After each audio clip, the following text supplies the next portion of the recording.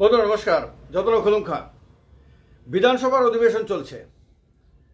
বিধানসভার দিকে তাকালে ভিডিওতে অন্তত পক্ষে যা দেখা যাচ্ছে আর কি, বিভিন্ন আপনার মিডিয়াতে এবং সোশ্যাল মিডিয়াতে যে ভিডিওগুলো আসছে, বোঝা মুশকিল কোনটা সরকার পক্ষ আর কোনটা বিরোধী পক্ষ, কোনটা অপোজিশন বেঞ্চ আর কোনটা ট্রেজারি বেঞ্চ।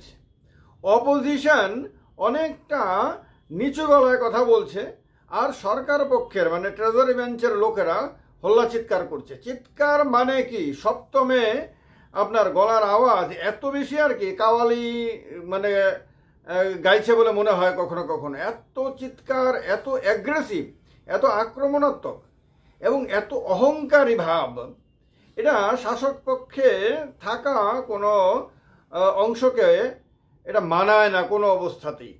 বিধানসভার দিকে যদি কেউ ভালো করে তাকায় এবং বোঝার চেষ্টা করে যে আমাদের সংসদীয় ব্যবস্থাতে, আইনসভাতে শাসক পক্ষের কী ধরনের আচরণ করা উচিত, বিরোধী পক্ষের কী ধরনের আচরণ করা উচিত, কেউ যদি এগুলি বোঝে ভালো করে, তাহলে সে নিশ্চিতভাবে বলবে যে না, এইটা রুলিং পার্টির বা ট্রেজারি বেঞ্চের আচরণের সঙ্গে মেলে না। মন্ত্রী চিৎকার করছেন, মন্ত্রীরও বয়স একেবারে 70-80 তো কম হবে না মনে হয়, কিন্তু এই বয়সেও এত চিৎকার কিভাবে করতে পারেন, মানে ভাবলে অবাক হয়ে যেতে হয়। চিৎকার করছেন মন্ত্রী, ধমক দিচ্ছেন উগ্রভাবে। মানে একটা 18-19-20 বছরের যুবক যে ধরনের ভঙ্গিমায়, যে ধরনের তেজ নিয়ে আপনার কথা বলে, তার চেয়েও বোধহয় দ্বিগুণ তেজ নিয়ে মন্ত্রী চিৎকার করছেন। অন্য ট্রেজারি বেঞ্চের অন্য অনেক সদস্যকে দেখা যাচ্ছে প্রয়োজনে অপ্রয়োজনে দাঁড়িয়ে চিৎকার করতে। এগুলো কি শোভা পায়? একটা বাজেট সেশন চলছে, বাজেট অধিবেশন। এটা বাজেট অধিবেশনে 40 লক্ষ মানুষের সারা বছরের তাদের ডেভেলপমেন্টের পরিকল্পনা করা হয় বাজেটে। তারা 40 লক্ষ মানুষ কিভাবে চলবে, কিভাবে খাবে না খাবে, কি পড়বে না পড়বে, সমস্ত কিছুই বাজেটের মধ্যে হিসাব করা হয়। কত সিরিয়াস থাকার কথা সরকার পক্ষের লোকদের, কত বড় কাজ। রাজ্যে 40 লক্ষ মানুষের মধ্যে 60 জন, এই 60 জনের মধ্যে একজন এমএলএ হয়। এই এমএলএদের মধ্যে মাত্র 12 জন, এখন তো 11 জন আছে মন্ত্রী। মানে 40 লক্ষ মানুষের মধ্যে 11 জন মাত্র, এই 11 জনের একজন। কত বড় সুযোগ, কত সিরিয়াস। এগুলি ভাবলে পরে কত গম্ভীর থাকার কথা। প্রত্যেকটা মুহূর্ত কিভাবে মানুষের জন্য ব্যয় করা যায়, মানুষের কিভাবে কাজে লাগা যায়, মানুষের জন্য আরো নতুন কিছু করা যায়, সেইগুলি ভাবতে ভাবতে ব্রেনটা তো ওই জায়গাতে সারাক্ষণ ব্যস্ত থাকার কথা। চিৎকার করার তো সুযোগই নাই, সময় অপচয় করার তো কোনো সুযোগই থাকার কথা না। কিন্তু বিধানসভার মধ্যে বিশেষ করে ট্রেজারি বেঞ্চের আচরণ দেখে এটা কোনোভাবেই বোঝার উপায় থাকে না যে এটা যে ট্রেজারি বেঞ্চ এবং এরা যে 40 লক্ষ মানুষের সারা বছরের আয় ব্যয়ের হিসাব তৈরি করছে, কোথায় কোন খাতে আপনার কিভাবে খরচ করলে পরে রাজ্যের অর্থনৈতিক উন্নতি হবে, কিভাবে বেকার সমস্যার সমাধান করবে, কিভাবে কর্মচারীদের সমস্যা সমাধান করবে, কিভাবে মহিলাদের সমস্যা সমাধান করবে, ছাত্রছাত্রীদের উজ্জ্বল ভবিষ্যতের জন্য পরিকল্পনা করবে, বয়স্ক মানুষদেরকে শান্তিতে জীবনযাপনের জন্য কি ব্যবস্থা করবে, রাজ্যের আইন শৃঙ্খলা ঠিক রাখার জন্য কি নতুন পরিকল্পনা করবে, এই সমস্ত কিছু এদের করার কথা। অথচ দেখা যাচ্ছে এত বিশ্রীভাবে চিৎকার চেঁচামেচি করছে, এটা একেবারে দৃষ্টিকটু। আমি দেখেছি সোশ্যাল মিডিয়াতে অনেক মানুষ বলছে যে অহংকারের কারণে এটা হয়েছে। কিন্তু অহংকার কি শাসক দলের শোভা পায়? শাসন ক্ষমতায় যারা থাকে তাদের কি লোভ, হিংসা এবং অহংকার আর উদ্ধত আচরণ, এগুলি কি তাদের শোভা পায়? তাদের তো নম্র হতে হয়, তাদের তো বিনম্র হতে হয়, ভদ্র হতে হয় এবং তাদের চিন্তাশীল হতে হয়। এবং চিন্তাশীল মানুষ কখনো উগ্র হয় না। চিন্তাশীল, বুদ্ধিমান, বিদ্বান এবং নিজের দায়িত্ব কর্তব্য সম্বন্ধে সচেতন মানুষ কখনো অহংকারী হয় না, কখনো হিংস্র হয় না, হিংসাত্মক হয় না, হিংসার কথা বলে না, মেরে ফেলবো, কেটে ফেলবো, দেখা দেমু, কাইটলামু, মাইরালামু, এগুলি তো কখনোই দায়িত্বশীল মানুষের মানসিকতা হতে পারে না। কিন্তু শাসক দলের লোকদের বিধানসভার মধ্যে চিৎকার চেঁচামেচি দেখে এবং কথা বলার কথার ভাষা এবং ভঙ্গিমা দেখে এটা কি কারোর বোঝার উপায় আছে? ধরেন কেউ ত্রিপুরা রাজ্যের মানুষ না, বাইরে থেকে এসেছে, জানে না এখানে সরকার পক্ষের লোককে এবং বিপক্ষের লোককে, কোন দিকটা ট্রেজারি বেঞ্চ, কোন দিকটা অপোজিশন বেঞ্চ, কিছু জানে না, ব্যক্তিগুলো কেউ চেনে না। ওই লোকটা আমার মনে হয় মানে একটা সমস্যায় পড়ে যাবে। শাসক পক্ষের আচরণ দেখে বিধানসভাতে তার ধারণা হবে এইটাই মতো বিরোধী পক্ষ, কারণ বিরোধী পক্ষের লোকরা চিৎকার চেঁচামেচি করবে, এটা সাধারণত দেখা যায় সব জায়গাতেই। তারা তো ক্ষমতাহীন, তাদের তো সরকার চালানোর দায়িত্ব নাই, তাদের তো বাজেট তৈরি করার দায়িত্ব নাই, তাদের তো মানুষের বিভিন্ন সমস্যাগুলো সমাধান করার দায়িত্ব নাই।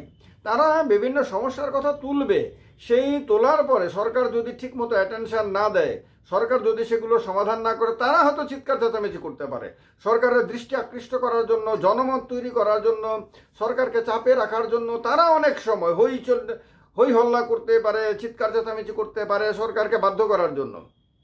সরকারের পক্ষের লোকদের তো এগুলি করার কথা না, এগুলি তো আদর্শ শাসন ব্যবস্থা কোনো দিন এইরকম চিত্র দেখায় না, দেখাতে পারেই না।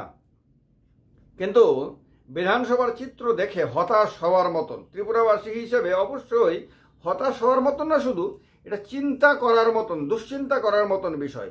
বিধানসভা যদি এই চিত্র হয়, তাহলে বিধানসভার বাইরের চিত্রটা কেমন হবে? বিধানসভার ভেতরেই যদি একেবারে মেলার মাঠে ঢুকিয়ে দেব, আরও নানান ধরনের কথা, মানে ভয় দেখানো, ডর দেখানো, হুমকি দেওয়া, ধমকি দেওয়া, এইগুলি যদি হয় বিধানসভার ভেতরেই, তাহলে বিধানসভার বাইরে কি হতে পারে? এটা কি মানে শাসক দলের লোকদের এটা কি আশ্বস্ত হওয়ার মতন বিষয়? কারণ অতীতেও আমরা বিভিন্ন সময় শাসন ব্যবস্থায় থাকা লোকদের অহংকারই হতে দেখেছি, শুধু ত্রিপুরা রাজ্যে না, ত্রিপুরার বাইরেও বিভিন্ন রাজ্যে এবং আমাদের কেন্দ্রেও বিভিন্ন সময় বর্তমানে যেরকম অহংকারী ভাব দেখা যায়, এ অতীতেও অহংকারী ভাব দেখা গেছিল। মন্ত্রী বাহাদুররা কেউ মন্ত্রী হয়ে গেলে পরে নিজেকে সারা জীবনের জন্য মন্ত্রী বলে ভাবতে শুরু করেন, পছন্দ করেন। কেউ একবার শাসন ক্ষমতা হাতে পেলে মনে করেন যে সারা জীবনই এই ক্ষমতাটা থাকবে, ভুলে যান যে এই ক্ষমতাটা পাবলিক দিয়েছে, জনগণ দিয়েছে, এবং জনগণ সময় মানে যখনই মনে করবে এই ক্ষমতাটা কেড়ে নিতে পারবে, সুপ্রিম পাওয়ার জনগণের হাতে থাকে, এগুলি ভুলে যায়, ফলে ভুলে গিয়ে অহংকারী হয়ে যায়। অহংকারী হয়ে যাওয়ার কারণে জনগণ কিন্তু তাদেরকে আবার তাদের সঠিক জায়গা চিনিয়ে দেয়, সঠিক রাস্তা তাদেরকে দেখিয়ে দেয়, উপযুক্ত সময়ে জনগণ তাদেরকে কিন্তু উপযুক্ত শিক্ষা দিয়ে দেয়। এই অতীতের অনেক অনেক ঘটনা ইতিহাসের মধ্যে ভরা আছে, পলিটিক্যাল ইতিহাসে, রাজনীতির ইতিহাস যদি কেউ একটু স্টাডি করে, তাহলে সে জানবে অজস্র ঘটনা এরকম আছে যে যখনই কেউ অহংকারী হয়েছে তাকে পতনের দিকে যেতে হয়েছে, পাবলিক তাকে পতনের রাস্তা দেখিয়ে দিয়েছে। এগুলি দেখার পরে, জানার পরেও কেউ যদি ইতিহাস থেকে শিক্ষা না নেয় এবং এই সামান্য ক্ষমতা হাতে পেয়ে যদি ধরাকে সরা জ্ঞান করে, অহংকারী হয়, হিংস্র হয়ে ওঠে, হিংসাত্মক কথাবার্তা বলে, ভয় দেখায়, ডর দেখায়, নানান কিছু করে, তাহলে এইটা তাদের ভবিষ্যতের জন্য কি চিন্তার বিষয় না? পাবলিকের কাছে অতীতেও যেমন পাওয়ার ছিল, আজকেও কিন্তু পাওয়ার আছে, আবার আগামী দিনে পাবলিকের কাছে সুপ্রিম পাওয়ারই থাকবে।